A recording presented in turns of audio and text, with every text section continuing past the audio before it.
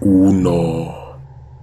A la tía Rosario solo la vi 2 veces en mi vida, una muy sana y feliz, otra muy enferma y decaída. Ella vivía en Izúcar de Matamoros, en Puebla.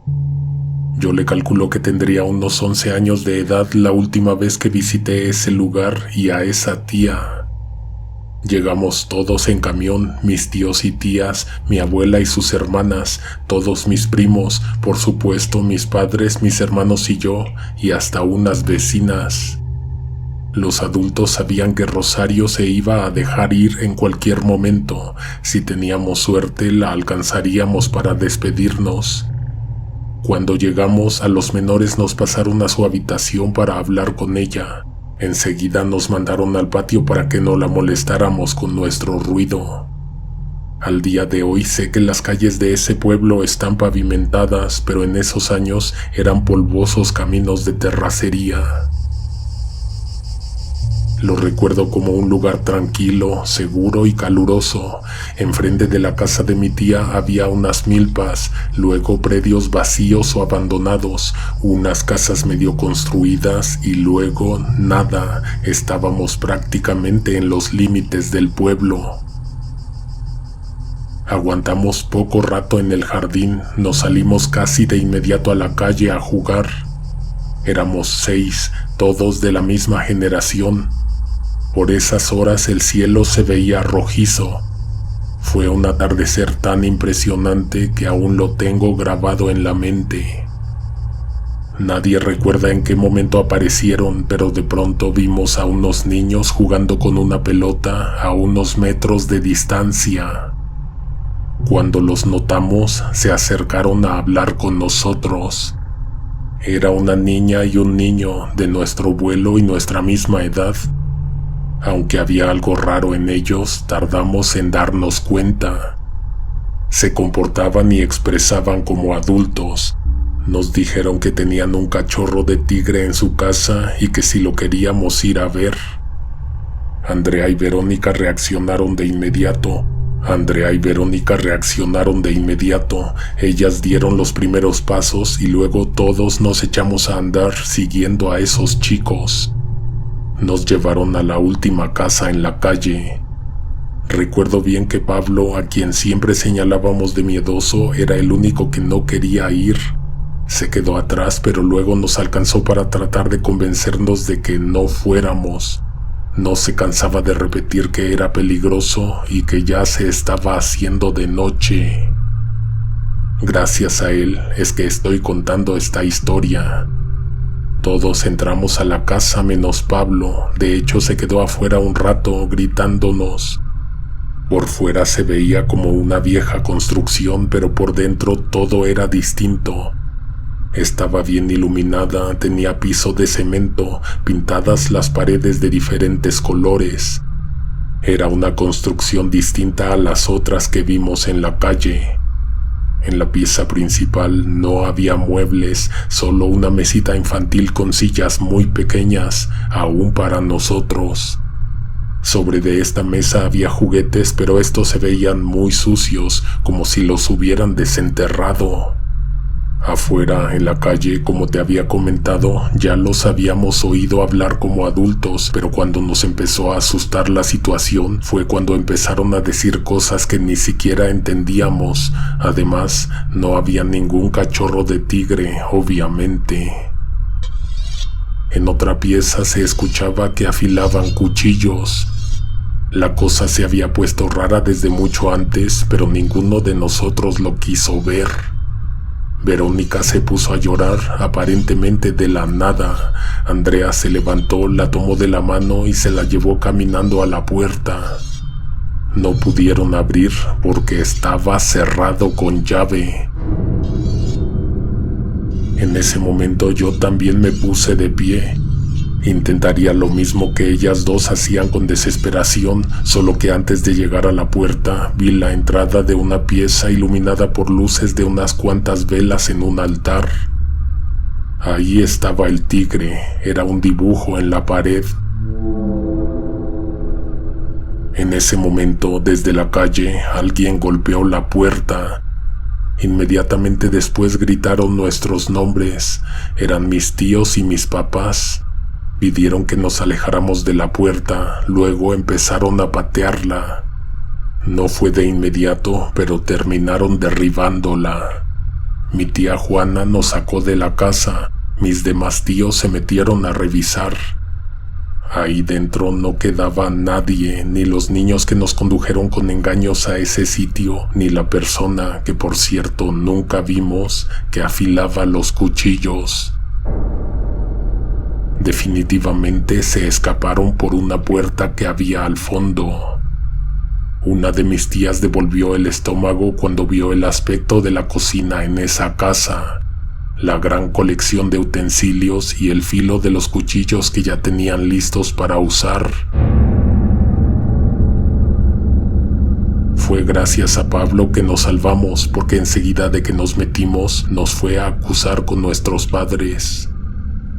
Entre varios de mis tíos rociaron gasolina e incendiaron esa casa. Cuando regresamos a la vivienda de mi tía Rosario, nos hicieron prometer que no íbamos a hacer ningún ruido porque ella se sentía mal, pero cuando llegamos, la vimos levantada de la cama. No era ningún milagro. Se dice que cuando un enfermo está por morir, en ocasiones tiene un último momento de lucidez y de salud. Nos habló a todos de la casa del final de la calle en la que nos metimos. Dijo que ahí vivía el mal, que no sabría decirnos qué es en realidad, si un demonio o una criatura, pero que nadie va para allá, nadie habla de ello. Hasta entonces solo estaba muy asustado, pero ni siquiera sabía bien por qué. Creo que estaba más preocupado por las consecuencias, por los regaños y castigos que me esperaban, pero en ese momento entendí la situación de la que nos salvamos. En esa casa nos iban a comer. Pero eran niños, dijo mi prima Verónica.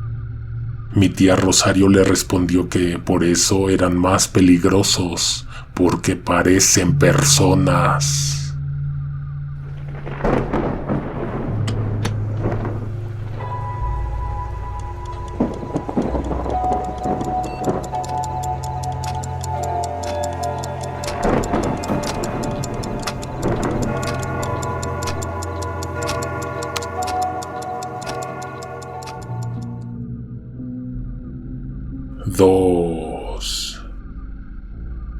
En enero de 2018 fuimos a una boda cerca del municipio de Temisco, en el estado de Morelos. Desde que nos invitaron estuvimos dudando en asistir. Teníamos el coche descompuesto, además de que la última vez que nos fuimos en camión estuvimos muy incómodos, por lo que no estábamos muy animados. La fiesta era de un familiar cercano de mi esposa, así que tampoco teníamos mucha opción. Nos fuimos de aventón con el esposo de una de mis cuñadas. De hecho, nos tuvimos que perder gran parte de la ceremonia porque él fue llamado para ayudar con un toldo, lo cual nos obligó a ponernos a hacer algo o a morir de aburrimiento mientras llegaban los demás. A la hora de la fiesta nosotros estábamos sudados, cansados, molestos, habíamos discutido un par de veces. El caso es que mi esposa terminó peleándose con dos de sus hermanas. Sandra tiene su carácter y es muy orgullosa. Inmediatamente me mandó a recoger nuestras cosas y nos salimos de la fiesta. Ella no había tomado, pero yo sí. No te voy a decir que hubiera preferido quedarme al convivio, pero era mucho mejor idea aguantar o irse a dormir a un carro que echarse a vagar en los caminos oscuros y solitarios que conectaban aquel poblado. Mi esposa estaba segura de que recordaba una parada de camión a unos minutos del jardín donde hicieron la boda. Te juro que pensé que no encontraríamos nada en esa desierta pista. De hecho, guardaba esperanzas de que mi esposa se tranquilizara un poco y decidiera regresar, aunque sea a esperar afuera del salón a la persona con quien nos habíamos venido. Había unas farolas encendidas sobre el camino, lo cual indicaba que seguramente era un corredor transitado. Aún así, en todo el rato no vimos ni coches ni personas. La parada de camión que Sandra buscaba no era más que una banca de piedra con un techo de lámina a mitad de la nada. Cuando llegamos vimos que había un foco en la marquesina, pero este no estaba encendido. La luz que nos iluminaba era la de una lámpara en un poste a unos metros.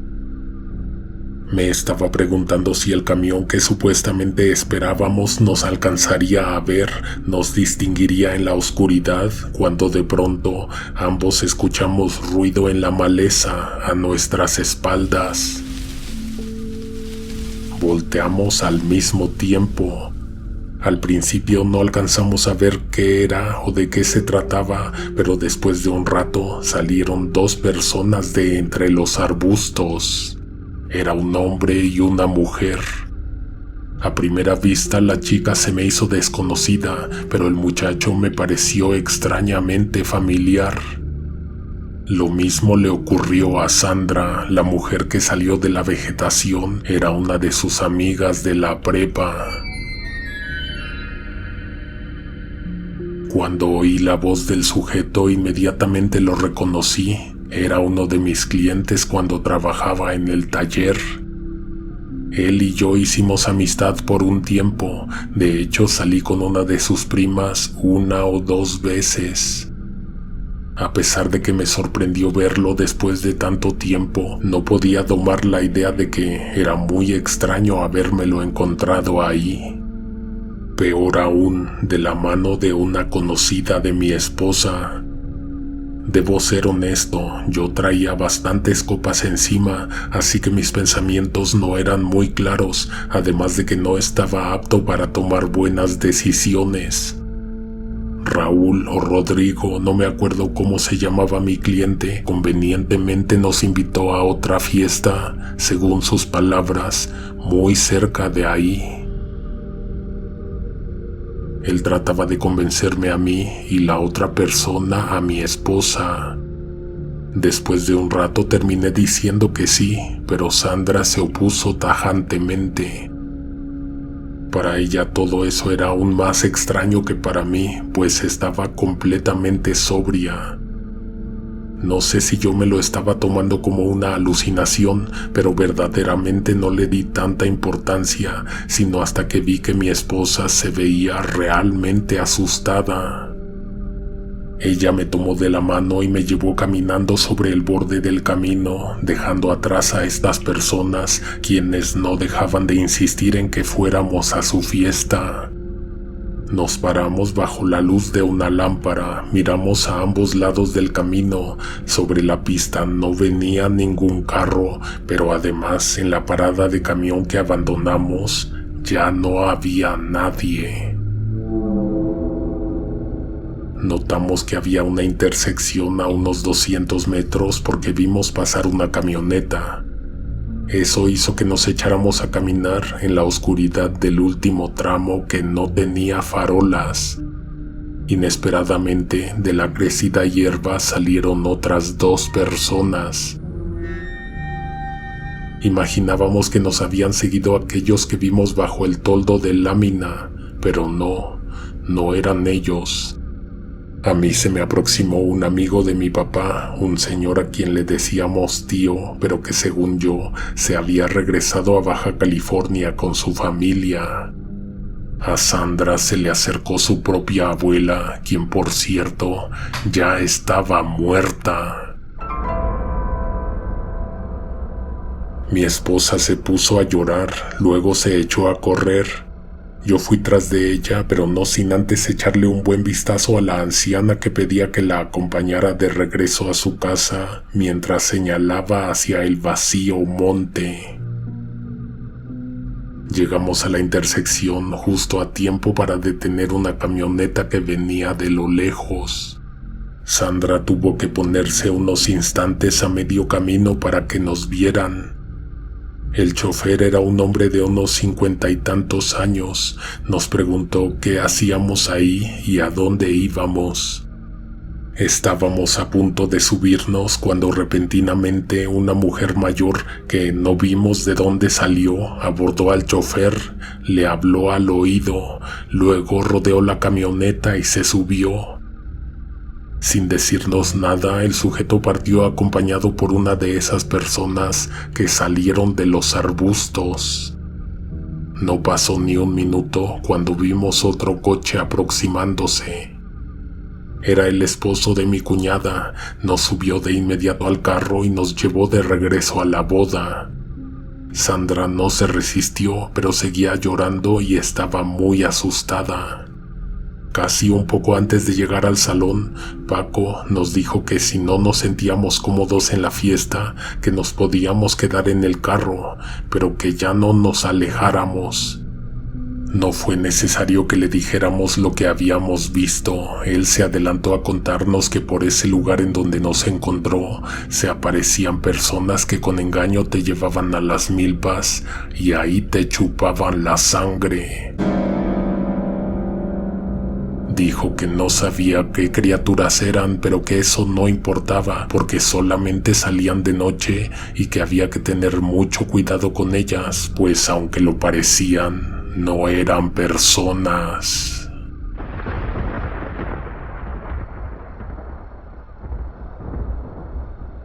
Tres.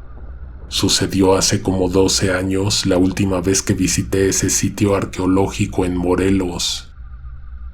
No creo equivocarme al decir que nadie las estaba mirando directamente, sin embargo, parte de nuestra atención estaba pendiente en ellas y en los demás visitantes.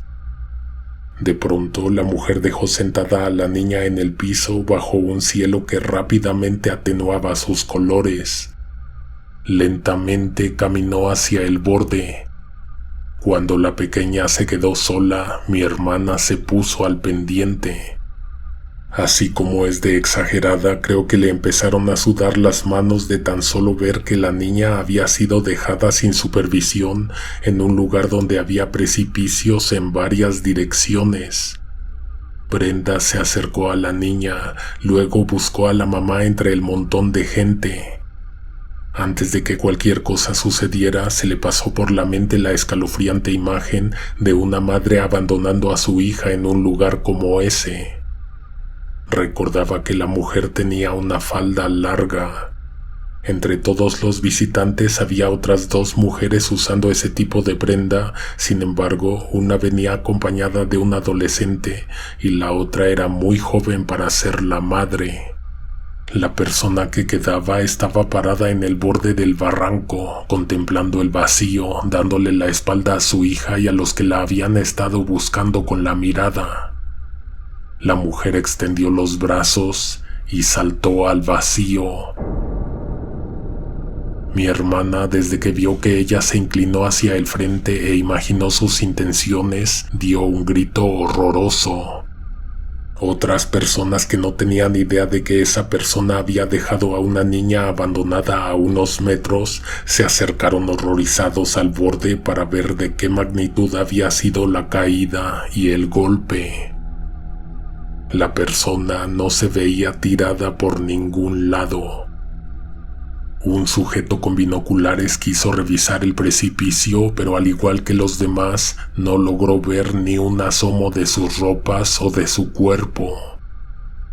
Alguien que estaba cerca de ella cuando saltó, acertadamente señaló que no se había escuchado el golpe de la caída.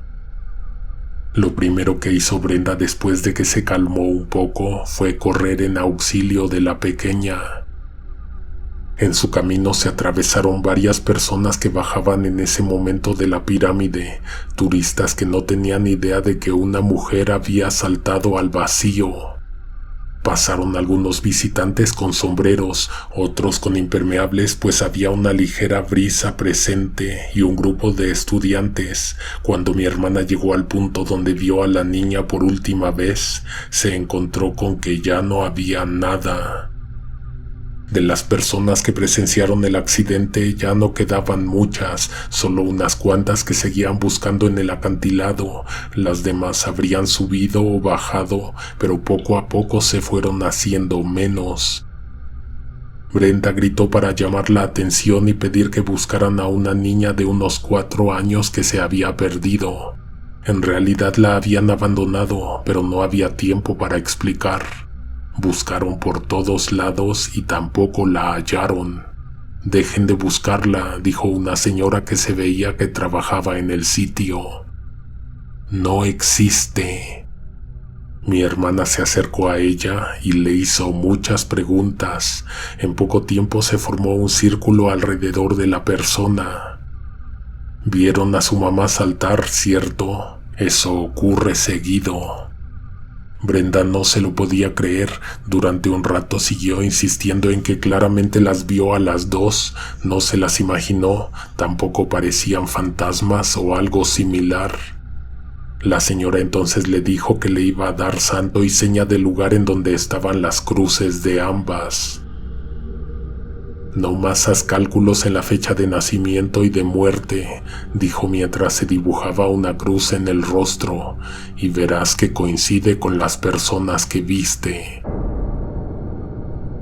Mi hermana no encontró las cruces, de hecho dice que no se dio tiempo de buscarlas porque al bajar ni siquiera estaban sobre el sendero de subida a las pirámides. Para verlas había que desviarse un poco. Al final del recorrido, Brenda platicó con otra persona de los comercios, le dijo lo de la señora y la niña. La vendedora sabía de lo que estaba hablando, le dijo que no estaban muertas, le contó otra historia. No le habló de cruces ni de muertos, le dijo que no eran gente como tú y como yo, pero tampoco fantasmas, solo se aparecen de día y únicamente cuando están a la vista de decenas de personas. Es como un macabro acto de magia, nadie sabe de dónde salen o con qué propósito lo hacen. Lo cierto es que parecen personas, pero definitivamente no lo son.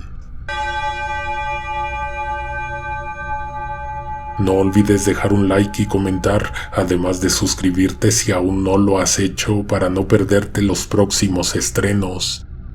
Nos escuchamos pronto con más relatos de esta saga. Alguien te observa en la oscuridad.